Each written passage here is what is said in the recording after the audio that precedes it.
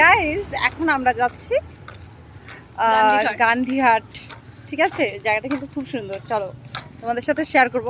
তোমরা ভাববে যে আমি নতুন বইয়ের মতন কেন এরকম করে রেখেছি। আমাদের ঠান্ডা, আসলে আমাদের ঠান্ডা লাগছে, এখন সন্ধ্যা হয়ে গেছে তো, তাহলে ঠান্ডা লাগছে, সেই কারণে আমি এরকম করে নিয়েছি। ঠিক আছে, তো তোমরা কিছু মনে করো না যে শাড়ি পরে একটু বেশি ঢং করছে, নতুন বইয়ের মতো হওয়ার চেষ্টা করছে, বাট একদমই না। ঠিক আছে, আমাদের আসলে ঠান্ডা লাগছে তাই এরকম করে নিয়েছি, ঠান্ডাটা একটু কম লাগছে।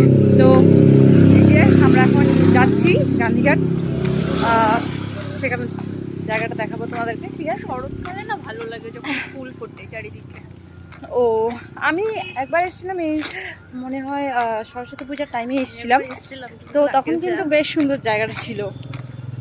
রাকেশ জানে না, বন্ধুদের সাথে এসেছিলাম, জানলেই এখানে যেতে হবে। আচ্ছা, চেপে যাও।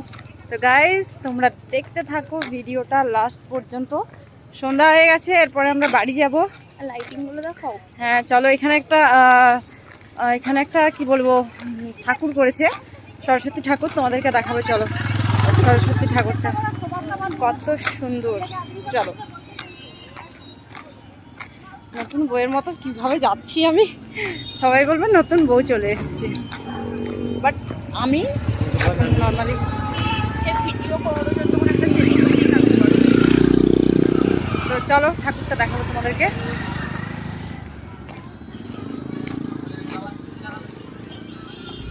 এই যে ঠাকুর এখানে দেখাচ্ছে, ফেলে দিচ্ছ তো আমায় ভিডিও করতে।